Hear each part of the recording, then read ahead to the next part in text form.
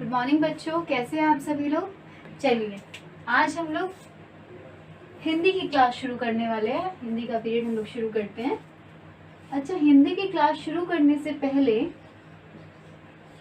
आप मुझे ये बताइए, जो शब्द होते हैं हमारे, शब्द की सबसे छोटी इकाई क्या होती है? क्या होती है? वर्ण। Very nice. शब्द की छोटी इकाई क्या होती है? वर्ण।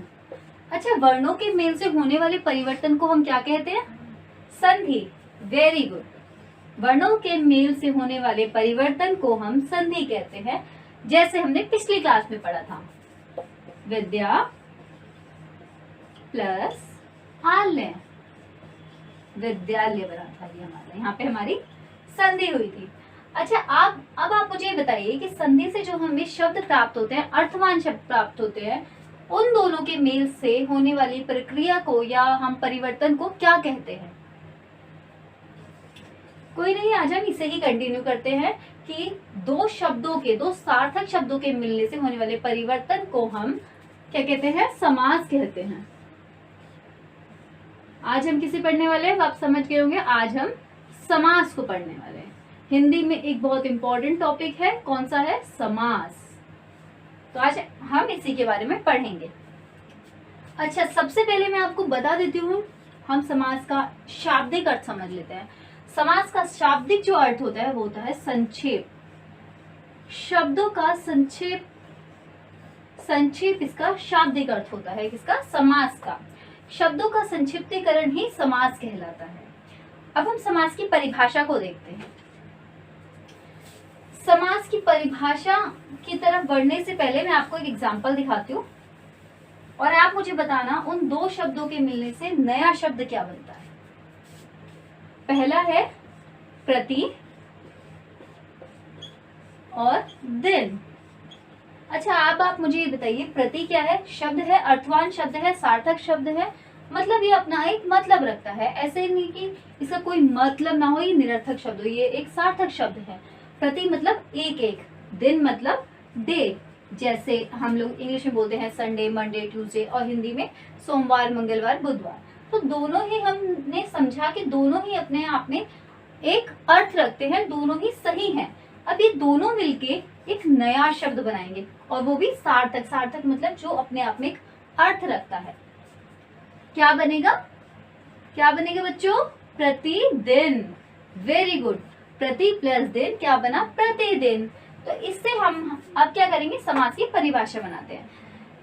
जब, अब आप समझेंगे पहले, जब दो, ये हमारा पहला शब्द है, ये हमारा दूसरा शब्द है, जब दो या दो से अधिक शब्द मिलकर एक नया शब्द बनाते हैं, नया सार्थक शब्द बनाते हैं, उस प्रक्रिया को हम समास कहते हैं। उस परिवर्तन को हम समास कहते हैं। अब आप समझ गए होंगे समास किसे कहते हैं? दो शब्दों के या दो से अधिक शब्दों के मेल से होने वाले परिवर्तन को हम समास कहते हैं। चलिए, एक टर्म है जो समास में हमें जाननी बहुत जरूरी है इस समास को पढ़ने से पहले। वो क्या है? समस्त पद। अच्छा, समस्त मतलब क्या होता है? समस्त मतलब पूरा, पद मतलब शब्द। तो समस्त पद क्या होता है? समस्त पद वह होता है, समस्त पद से तात्पर्य है जो शब्द समास के नियमों से बना हो, वो हमारा समस्त पद कहलाता है। जैसे प्रति प्लस दिन क्या बना था हमारा? प्रतिदिन। वो हमारा क्या था? समस्त पद था। क्या था? समस्त पद क्या था हमारा उसमें? प्रतिदिन। इसके बाद एक और इम्पोर्टेंट जो टर्म है हमारी समास में, वो है समास विग्रह। इसमें हम समास को तो जानते हैं, हमने अभी पढ़ा कि दो शब्दों के मेल से होने वाले परिवर्तन को हम समास कहते हैं। विग्रह का मतलब क्या होता है? विग्रह मतलब तोड़ना, अलग अलग करना। जैसे ये है प्रतिदिन, ये दो शब्द है ना इसमें से, प्रति और दिन, ये क्या हुआ? ये समास का विग्रह हुआ, ये हमने इसे तोड़ा। अब ये कहता है समास विग्रह जो होता है उसमें दो पद आते हैं। पहला ये पद आ गया हमारा, दूसरा ये पद आ गया, ठीक है, जिसे आप शब्द कह रहे थे। जो पहला पद होगा वो हमारा क्या कहलाएगा? पूर्व पद कहलाएगा। क्या कहलाता है? पहला पद हमारा पूर्व पद कहलाता है और दूसरे वाला पद हमारा उत्तर पद कहलाता है। तो समास को पढ़ने से पहले हमें ये पता होना चाहिए कि पूर्व पद कौन सा होता है और उत्तर पद कौन सा होता है, समास का विग्रह कैसे होता है और समास पद क्या होते हैं। चलिए यहाँ पे हमने समास का इंट्रोडक्शन खत्म किया। अब आप मुझे एक चीज बताइए, समास का शाब्दिक अर्थ क्या होता है। वेरी नाइस, समास का शाब्दिक अर्थ संक्षेप होता है। समस्त पद क्या होता है, समास के नियमों से बना जो शब्द है वो हमारा क्या कहलाता है, समस्त पद कहलाता है।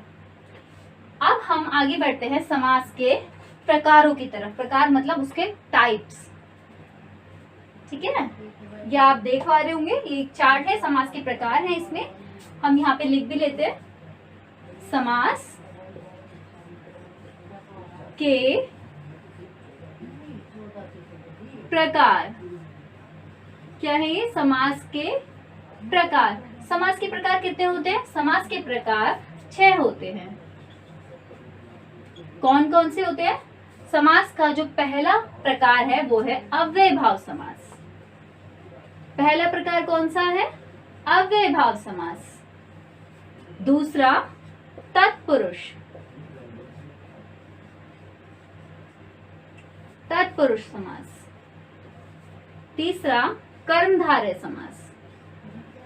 अभी हम इनके बारे में डिटेल में पढ़ेंगे, पहले हमें ये जानना होगा कि इसके पार्ट्स कितने कितने प्रकार हैं। इसके 6 प्रकार है, अव्यय भाव, तत्पुरुष समास और कर्मधारय समास, द्विगु समास, द्वंद्व समास और बहुव्रीहि समास। हो गए 6 समास हमारे, अव्यय भाव, तत्पुरुष, कर्मधारय, द्विगु, द्वंद्व और बहुव्रीहि। ये हमारे 6 समास के प्रकार होते हैं। जिस तरह एक फैमिली में मेंबर होते हैं इसी तरह समास के 6 प्रकार हैं। हम इस तरह से आगे पढ़ेंगे। तो हम क्या करेंगे, सबसे पहले समास को पढ़ेंगे। कौन सा है वो हमारा सबसे पहला समास, अव्यय भाव समास। तो हम इसके लिए सबसे पहले इसके एग्जांपल्स को देखेंगे और उसके बाद इसकी डेफिनेशन बनाएंगे। चलिए, उम्मीद है आप सभी को समझ आ रहा होगा।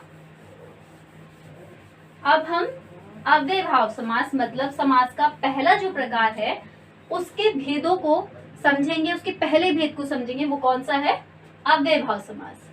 पहले मैं उसके उदाहरण आपको यहाँ पे लिखती हूँ।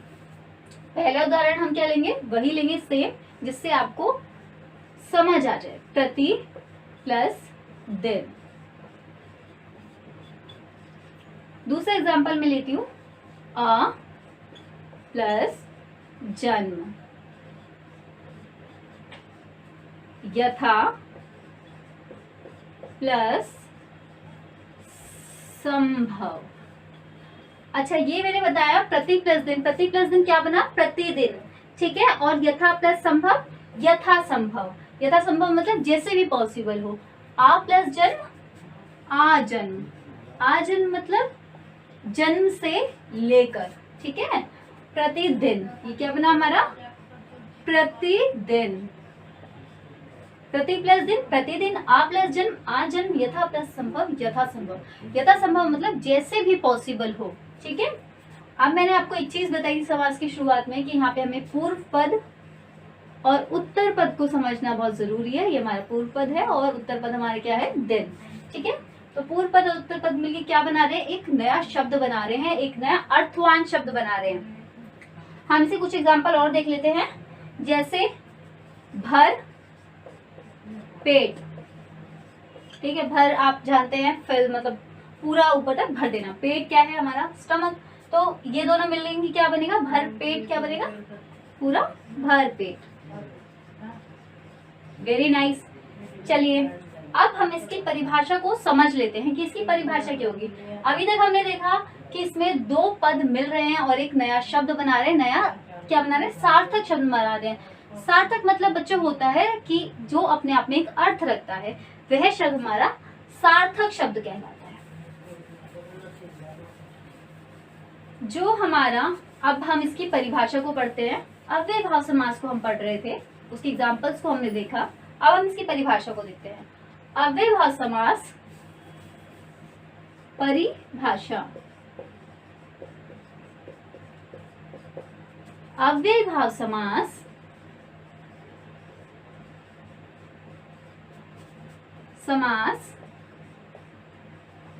वह समास कहलाता है, वह समास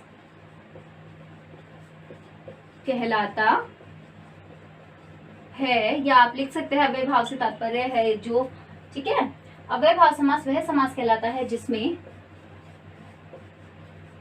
पूर्व पद कौन सा होता है हमारा, पहले वाला पद, ठीक है, ये आपको याद रखना है। पूर्व पद प्रधान रहता है मतलब ज्यादा इंपॉर्टेंट रहता है। आप किसी जैसे प्रधान आपने सुना होगा ये शब्द, ठीक है। पूर्व पद क्या रहता है, प्रधान रहता है।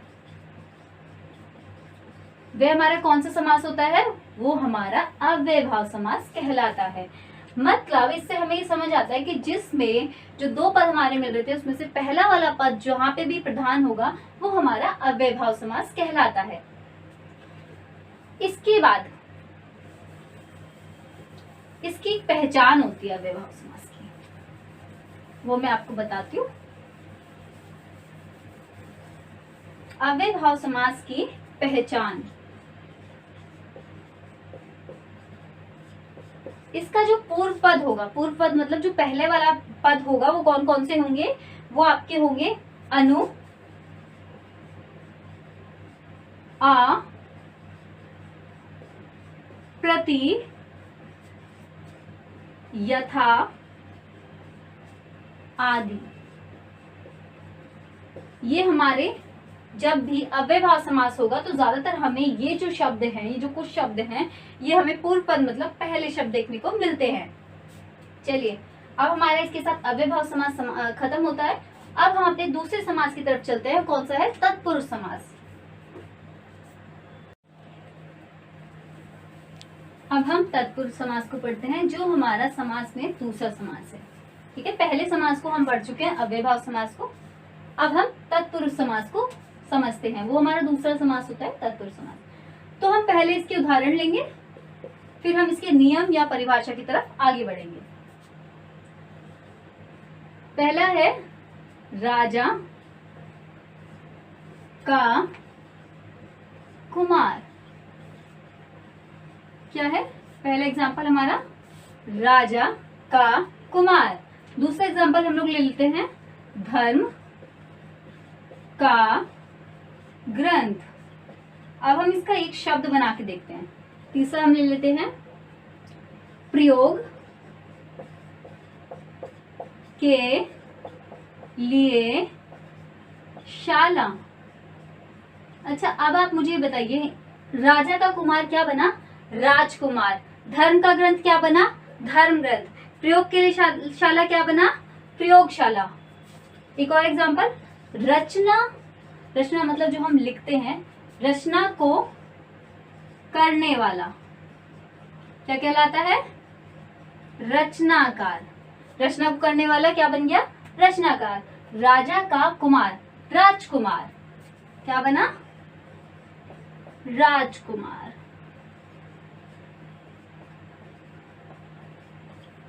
धर्म का ग्रंथ क्या कहलाएगा, धर्म ग्रंथ। धर्म ग्रंथ का मतलब होता है जैसे हमारे हिंदुओं में गीता होती है और हमारी जो धार्मिक पुस्तकें होती है जैसे बाइबल है, कुरान है, वो क्या है, हमारी धर्म ग्रंथ है, जिसमें धर्म की नीतियां हैं, रूल्स हैं, हमारा इतिहास है, वो क्या होते हैं, हमारे धर्म ग्रंथ है, ठीक है। धर्म का ग्रंथ, धर्म ग्रंथ। प्रयोग के लिए शाला, प्रयोगशाला। प्रयोगशाला क्या होती है, एक्सपेरिमेंट लैब।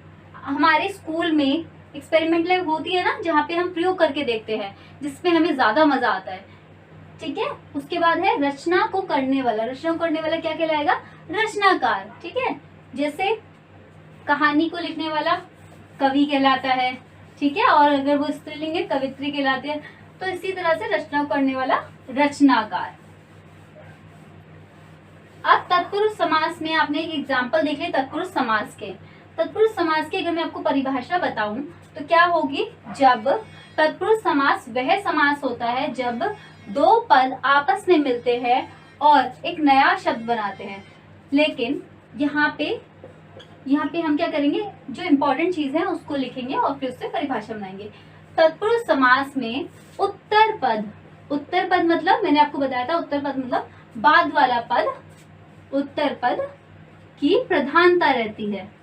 तत्पुरुष समास में उत्तर पद की प्रधानता रहती है,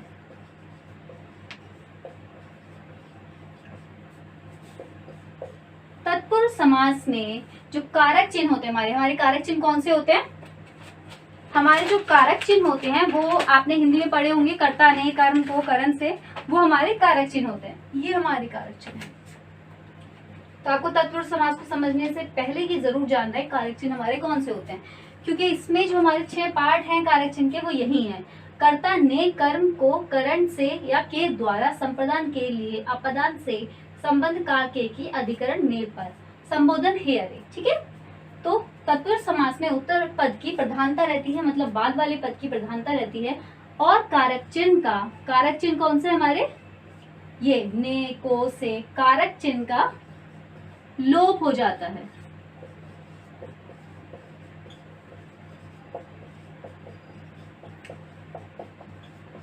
लोप हो जाता है मतलब उन्हें हम हटा देते हैं। जैसे हमने पढ़ा था प्रयोग के लिए शाला, वो क्या बना? प्रयोगशाला।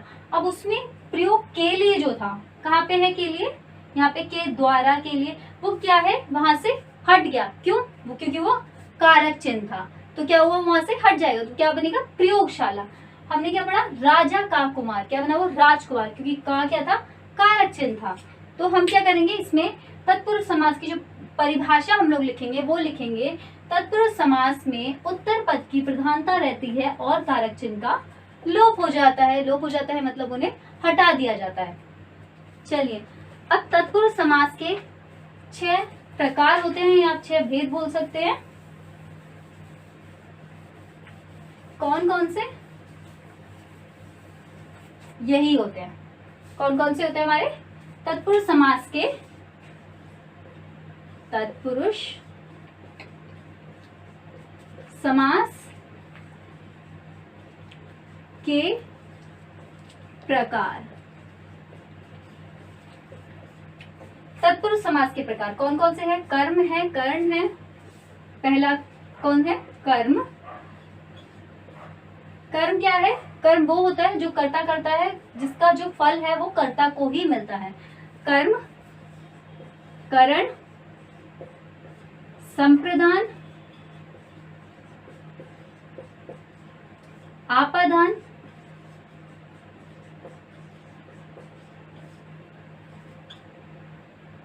संबंध,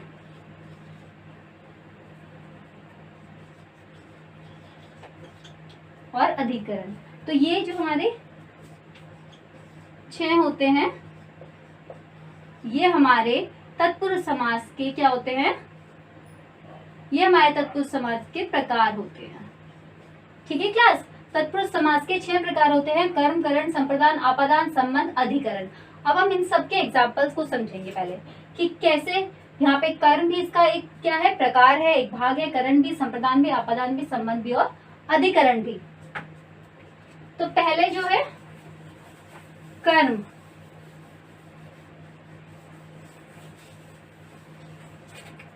कर्म का चिन्ह क्या है?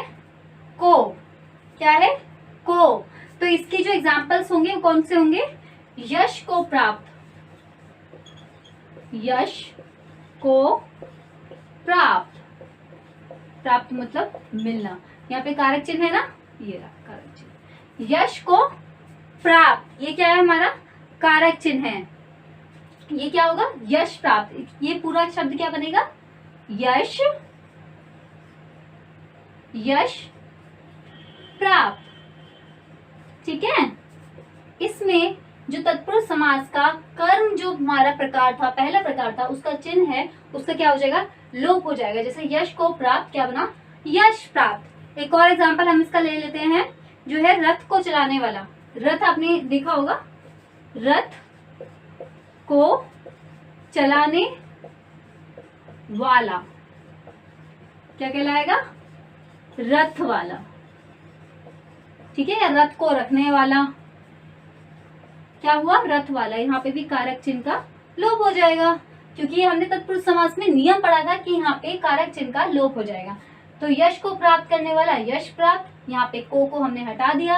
रथ को चलाने वाला या रथ को रखने वाला क्या है? रथ वाला। यहाँ पे भी कारक चिन्ह का लोप हो गया। अब हम करण को समझते हैं।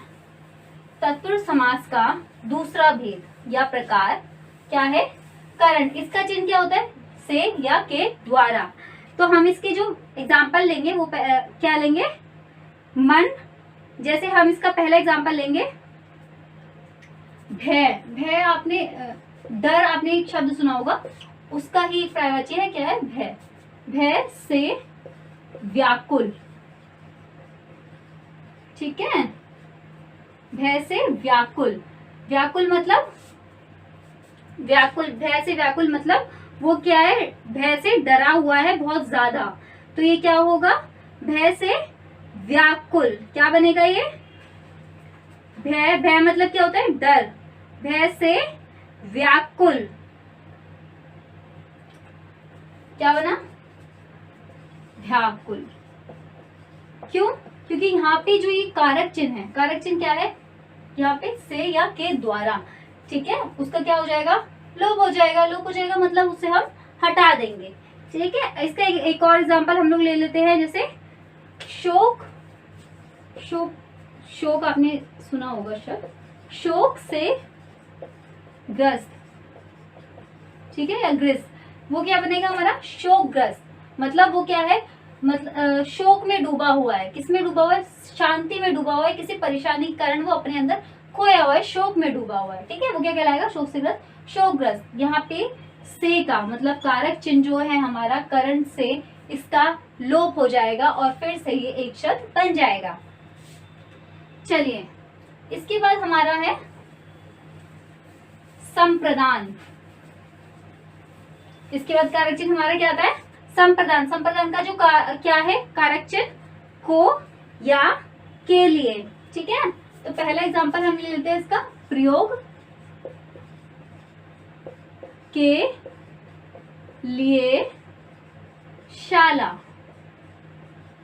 क्या बना, ये हम पहले भी पढ़ चुके हैं, प्रयोग के लिए शाला, प्रयोगशाला। प्रयोगशाला क्यों बनाइए, क्योंकि ये क्या है, के लिए, क्या है, के लिए या के द्वारा क्या है, कारक चिन्ह है। तो क्या तत्पुरुष समास का क्या नियम है कि ये कारक चिन्ह का लोप कर देता है, इसलिए ये क्या बनेगा, प्रयोगशाला। सेकंड हम जो एग्जांपल लेंगे किसका, संप्रदान का, वो है स्नान। स्नान मतलब नहाना, स्नान के लिए घर। जहां पे आप नहाते हैं उसे क्या कहते हैं, स्नान घर।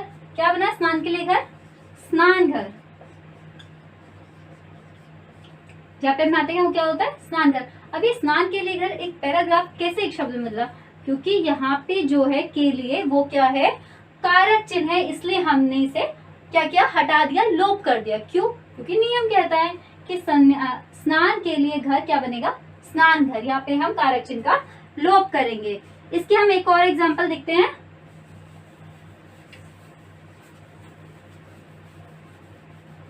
जैसे यज्ञ। यज्ञ के लिए शाला। क्या बना, यज्ञशाला। मतलब जहां पे क्या होता है, हवन होता है या पूजा होती है, वो क्या बना हमारा, यज्ञशाला। क्यों, क्योंकि यहाँ पे भी के लिए है, जिसका हम लोप कर देंगे। क्यों, क्योंकि नियम कहता है। एक और एग्जांपल हम इसका देख लेते हैं, जिससे हमें ये और क्लियर हो जाए। अच्छा, आप एग्जाम सेंटर में तो जाते हैं ना, वो क्या होता है हमारा, परीक्षा भवन। परीक्षा, परीक्षा मतलब एग्जाम के। इसके बाद हमारा आता है संप्रदान। करण तक हम पढ़ चुके हैं, ये हमारा है संप्रदान। संप्रदान ये भी तत्पुरुष का एक क्या है, प्रकार है। ये भी तत्पुरुष का एक प्रकार होता है। जैसे इसके हम एग्जांपल लेंगे, विद्या के लिए आल्य। अब आप यहाँ देखना, संप्रदान का क्या है, को या के लिए, ठीक है। विद्या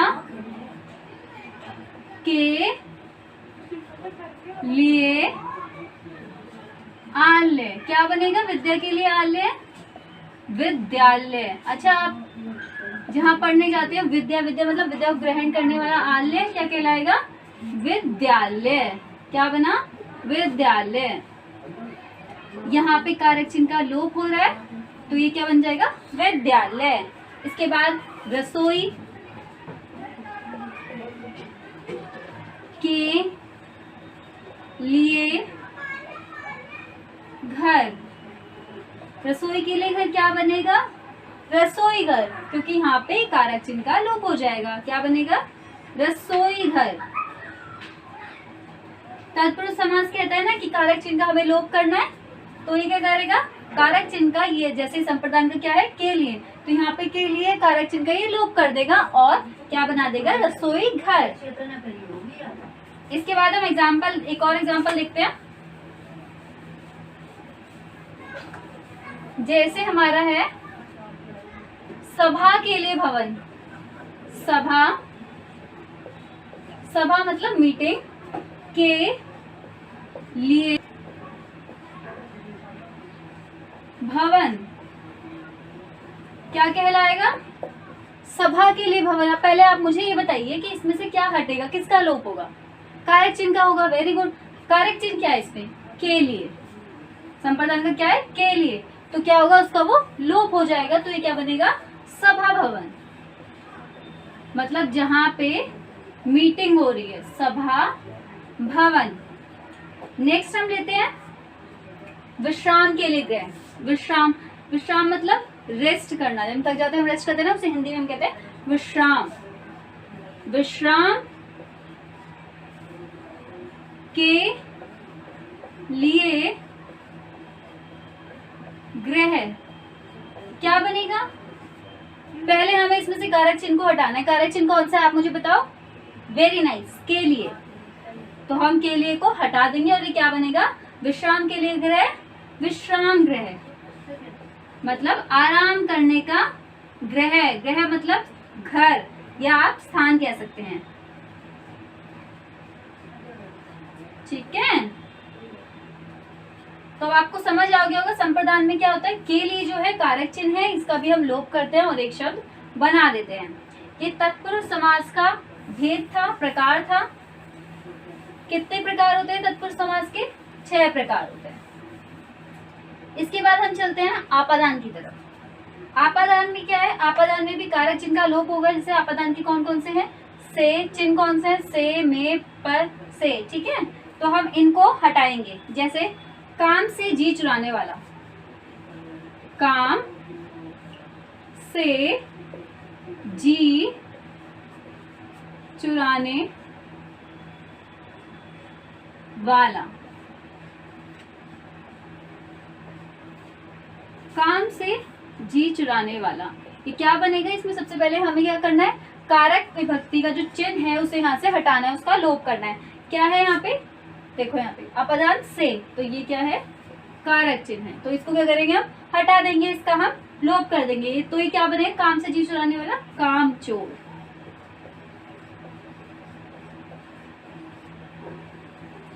नेक्स्ट एग्जाम्पल हम लोग ले लेते हैं। जैसे देश से निकाला, मतलब देश से हमने क्या कर दिया? उसे बाहर कर दिया, देश से निकाल दिया। देश से निकाला क्या बना?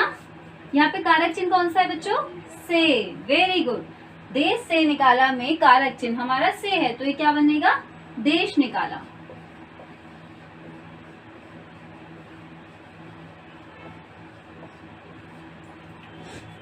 अब आप समझ गए होंगे आपादान में जो ए रहते हैं एग्जाम्पल, जो हमारे कारक चिन्ह होते हैं से, में, परे, तो ये क्या करेंगे? इसका लोप कर देंगे, क्योंकि तत्पुरुष समास का ये नियम है कि जो कारक चिन्ह होंगे उनका हम लोप करेंगे, मतलब उन्हें हम हटा देंगे और एक नया शब्द बनाएंगे। चलिए, इसके अगर आप चाहें तो हम एक दो एग्जाम्पल और देख सकते हैं। जैसे है इसमें जन्म से रोगी, मतलब जो जन्म से ही रोगी है, उसे कोई ना कोई बीमारी है, वो क्या कहलाएगा? जन्म रोगी। जैसे रोग से मुक्त, मतलब उसे कोई बीमारी है ही नहीं, वो क्या कहलाएगा? रोग मुक्त। चलिए नेक्स्ट हम लेते हैं संबंध को। संबंध के कारक चिन्ह कौन से हैं बच्चों? का, के, की। ये क्या है? संबंध के कारक चिन्ह है। अब हम इसके एग्जाम्पल्स को देख लेते हैं। जैसे हमने पहले पढ़ा था, राजा का पुत्र क्या बना? राजा का पुत्र। इसमें सबसे पहले हमें क्या करना है? कारक चिन्ह का लोप करना है। कारक चिन्ह कौन सा है? आप देखो पहले यहाँ पे, ये रहा का, के, की। यहाँ पे क्या है? का है, तो इसका क्या कर देंगे हम?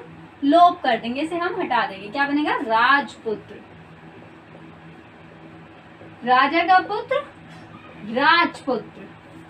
इसके बाद एक दूसरा एग्जांपल हम लोग ले लेते हैं, गंगा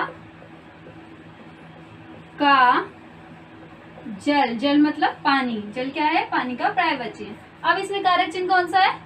का, यहाँ पे है ना का, इसका हम लोप कर देंगे, क्या बनेगा ये? गंगा जल। वेरी गुड, गंगा जल। गंगा का जल क्या बना? गंगा जल। इसके बाद हम लोग एक और देख लेते हैं इसका एग्जाम्पल,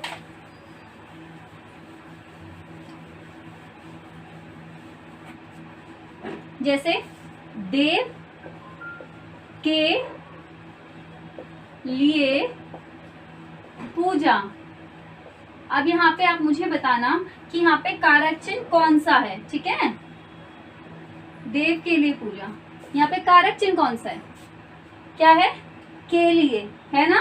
देव की पूजा या आप कह सकते हैं देव के लिए पूजा। हम करेंगे यहाँ पे हमारा कारक चिन्ह का के की है, तो हम लिखेंगे देव की पूजा, मतलब भगवान की पूजा, ठीक है? देवताओं की पूजा। तो ये क्या बनेगा?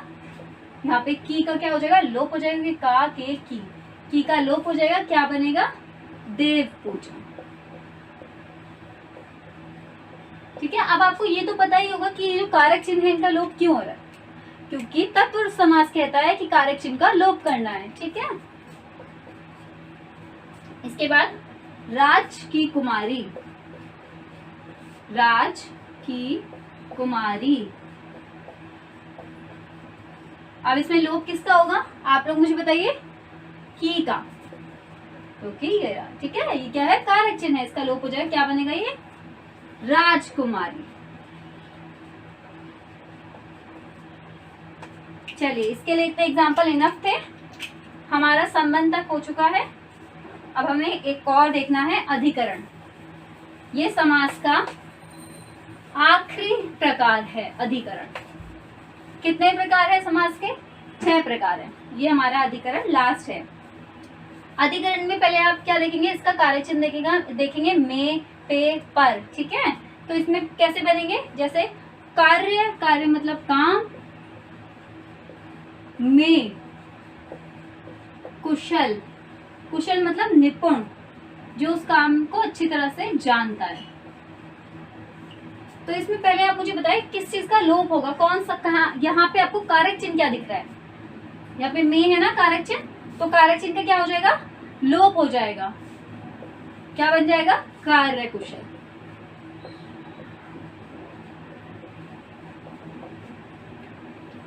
ठीक है, नेक्स्ट हम लोग देख लेते हैं, वन में वास। वन मतलब जंगल, में वास मतलब रहना, ठीक है? अब इसमें कारक चिन्ह कौन सा है? में क्या है? कारक चिन्ह है, तो क्या हो जाएगा ये? वनवास। राम जी ने क्या किया था? वन में वास किया था, वो वन में रहे थे, इसलिए उसे क्या कहते हैं हम? वनवास, ठीक है? इसके साथ हमारे तत्पुरुष समास के क्या होते हैं, जो प्रकार हैं वो खत्म होते हैं। अब हम अपने तीसरे समास की तरफ आगे बढ़ेंगे। तीसरा समास कौन सा है हमारा? तीसरा समास है हमारा कर्मधारय समास। कौन सा समास है? कर्मधारय समास।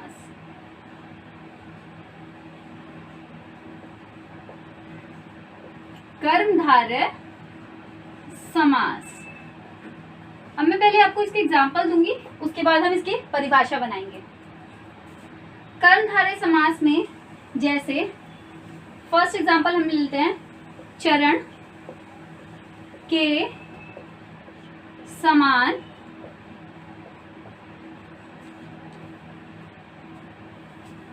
कमल के समान चरण। चरण क्या होते हैं? पैर होते हैं, ठीक है? कमल क्या है? फूल है। कमल के समान चरण मतलब जो पैर हैं वो किसके जैसे हैं? कमल के जैसे हैं। कमल के जैसे हमारे क्या है? पैर हैं, ठीक है? क्या बनेगा? कमल के समान चरण क्या बनेगा? चरण कमल।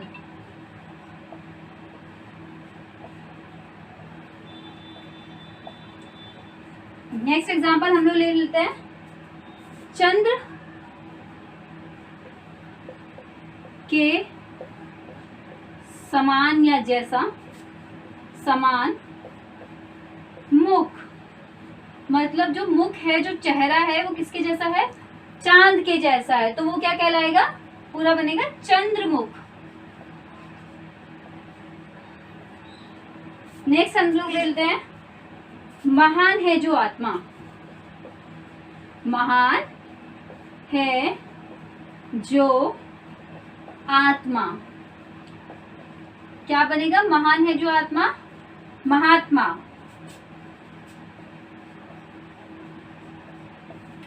तो अब आप यहाँ देखिए जो कर्मधारय समास है उसमें क्या है, एक तो जैसे कमल है, ये फूल है, समान चरण क्या है, पैर हैं, ठीक है, जो पैर हैं वो कमल के समान हैं, तो ये क्या कह रहा है, ये क्या कर रहा है, ये ना इसकी तुलना कर रहा है। जैसे मैं कहूँ कि इस लड़की का मुख चांद से भी सुंदर है, अब ऐसा तो नहीं है उसका जो चेहरा है वो चांद जैसा हो गया, पर हम उसकी तुलना कर रहे हैं, वो क्या कर रहे हैं, हम उपमा और उपमान, विशेषण विशेष्य का भाव है यहाँ पे।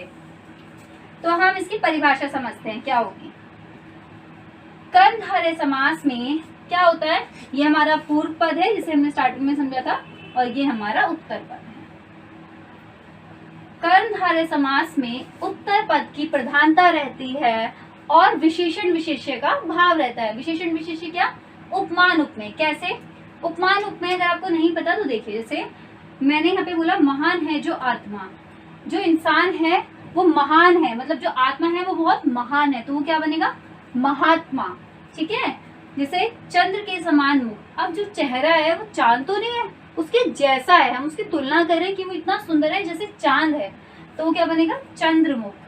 मैंने कहा जो पैर हैं वो किसके से, कमल के जैसे हैं, अब वो कोमल है चरण किसके जैसे, कमल के जैसे, कमल के फूल के जैसे, तो हम उसे क्या कहेंगे, चरण कमल, ठीक है। तब आप समझ गए होंगे कर्मधारय समास वह समास कहलाता है जिसमें हमारा उत्तर पद मतलब बाद वाला पद क्या रहता है, प्रधान रहता है, और इसमें उपमान उपमेय का भाव रहता है, या आप कह सकते हैं विशेषण विशेष्य का भाव रहता है। इसके बाद हम लोग अपने नेक्स्ट समास की तरफ चलते हैं। यहाँ पे हमारा कर्मधारय समास खत्म होता है। इसके बाद हमारा है द्विगु।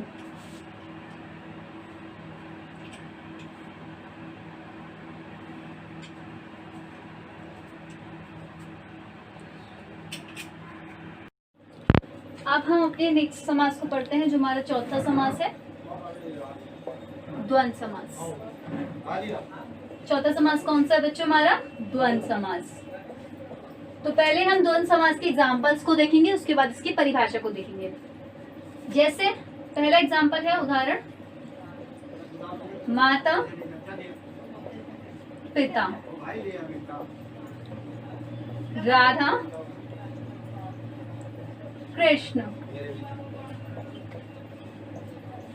नदी नाले, भाई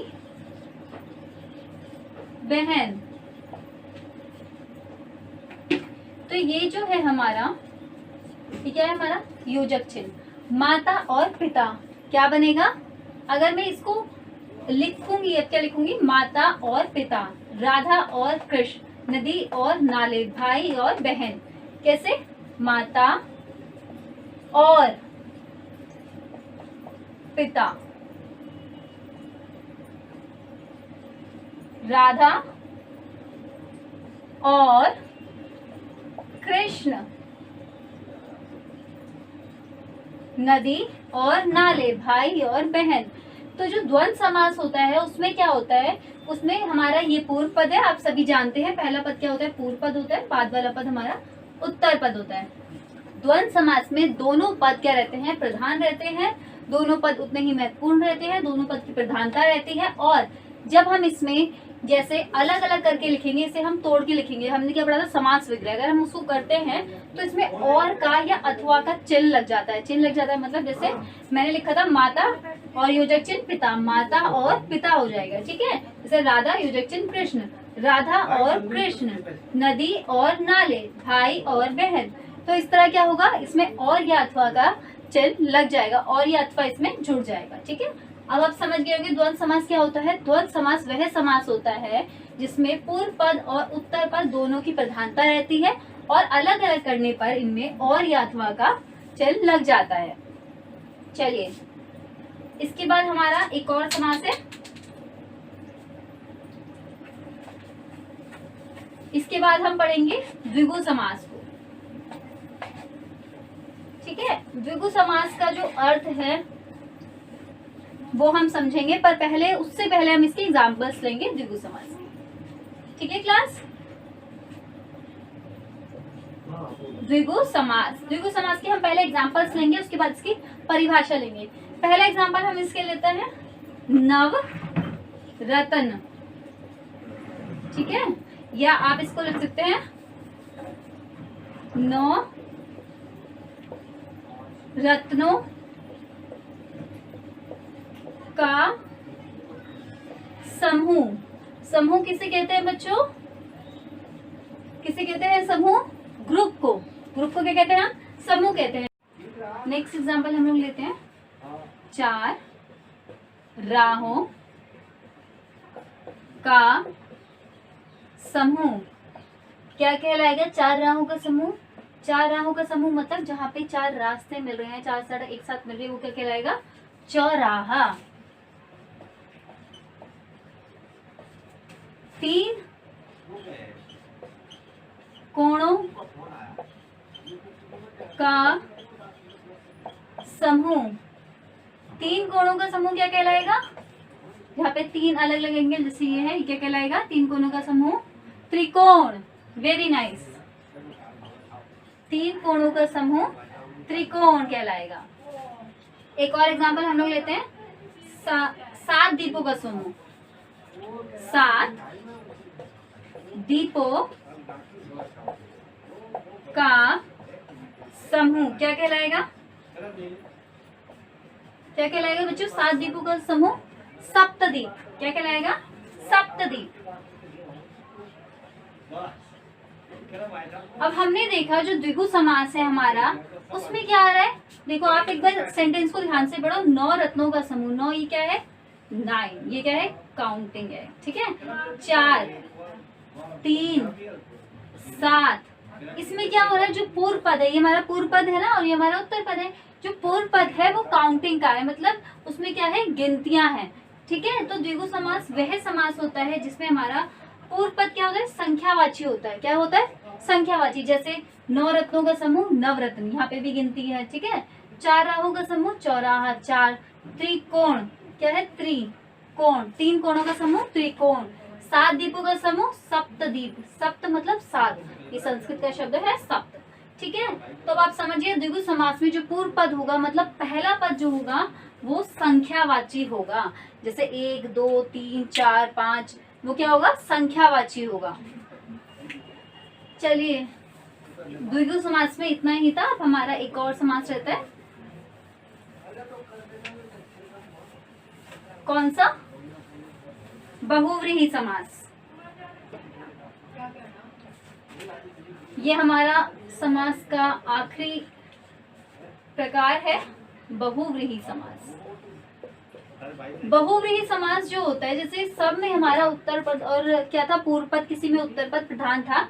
बहुव्रीहि में क्या होगा? पहले हम एग्जाम्पल को देखते हैं, उसके बाद जैसे एक एग्जाम्पल हमने पहले भी पढ़ा है, वो एग्जाम्पल हम लोग अभी लेते हैं। जैसे हमने पढ़ा था नीला है कंठ, जिसका वो क्या कहलाया था? नीलकंठ। नीलकंठ, नीला है कंठ जिसका, नीलकंठ मतलब जिसका जो गला है वो नीला है। वो जो बहुव्रीहि होगा यहाँ पे क्या कहलाएंगे? शिव जी। शिव जी के लिए नीलकंठ का क्या करते हैं? हम यूज करते हैं ना, तो यहाँ पे शिव जी।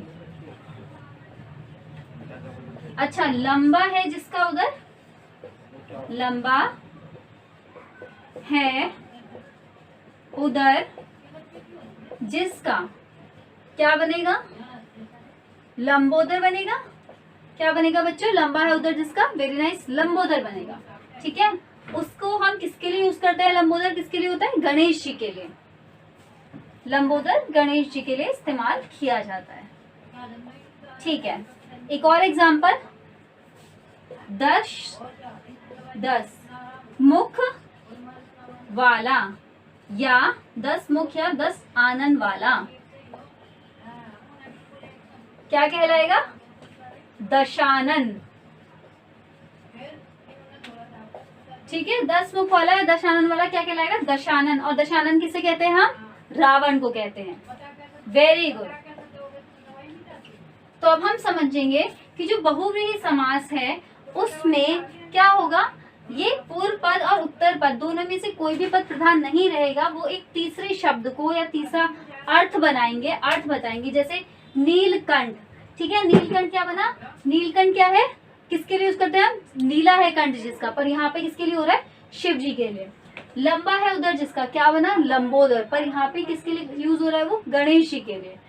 दश मुख या 10 आनन वाला, दशानन हम कहते हैं ना, जो रावण है उसके 10 मुख थे, तो ये किसके लिए यूज होगा? रावण के लिए। चलिए, यहाँ पे हमारे समास खत्म होते हैं। अब मैं आपको एक चीज बताती हूँ। हमारा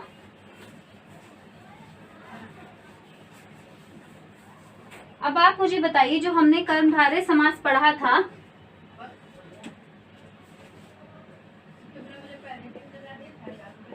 कर्मधारय समास पढ़ा था, और क्या है? बहुव्रीहि।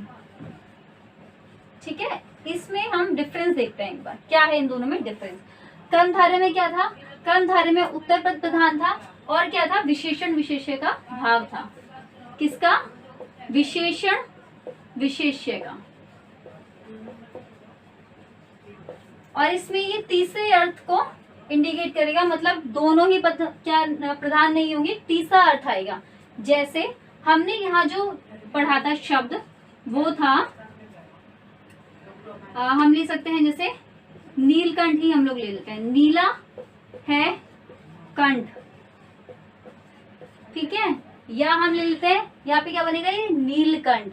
या हम इसकी जगह एग्जांपल ले लेते हैं, एक और एग्जांपल हम लोग ले सकते हैं कि जिसमें हमारा विशेषण विशेष्य का भाव हो, ठीक है, उसको हम ले सकते हैं एक एग्जांपल कि नीला है कंठ। ठीक है, तो यहाँ पे क्या होगा? कर्मधारय में ये है नीला है कंठ, क्या बनेगा? नीलकंठ। और यही एग्जांपल अगर मैं बहुव्रीहि में लूंगी तो इसका क्या बनेगा? नीलकंठ किसे कहते हैं हम? शिव जी को। ठीक है, तो इनमें ये एक मेजर डिफरेंस होता है। पहला क्या है कि यहाँ पे विशेषण विशेष्य का भाव रहता है और उत्तर पद क्या रहता है? प्रधान रहता है। और बहुव्रीहि में क्या होता है? कोई भी पद प्रधान नहीं होता, एक तीसरा अर्थ वो लोग निकालता है। ठीक है, जैसे नीला है कंठ, यहाँ पे कर्मधारय में क्या बनेगा? नीलकंठ। बहुव्रीहि में क्या कहलाएगा? वो शिव जी के लिए यूज होगा। एक और एग्जाम्पल हम लोग ले लेते हैं, एग्जाम्पल नहीं, अब हम देखते हैं कि जो हमारा बहुव्रीहि है, बहुव्रीहि और द्विगु। अच्छा, द्विगु समास में जो हमने पढ़ा था उसमें क्या पढ़ा था हमने? उसका जो पूर्व पद होगा, मतलब पहला पद क्या होगा? गिनती का होगा, मतलब संख्यावाची होगा। जैसे हमने यहाँ पे पढ़ा था 10 आनन वाला, क्या बनेगा? दशानन। अगर हम पढ़ रहे हैं द्विगु समास में तो यहाँ पे ये देखो काउंटिंग है ना, पूर्व पद क्या है? काउंटिंग है, तो ये क्या बना? दशानन। और बहुव्रीहि में अगर हम इसको लिखेंगे तो क्या लिखेंगे इसको? रावण, क्योंकि किसके लिए यूज होता है दशानन? रावण के लिए। तो थैंक यू क्लास, आपको समझ आएगा। आप लोगों को घर से ये पूरा टॉपिक समास के भाग जो है वो आपको लिख के लाने और एक टेबल बना के लाने।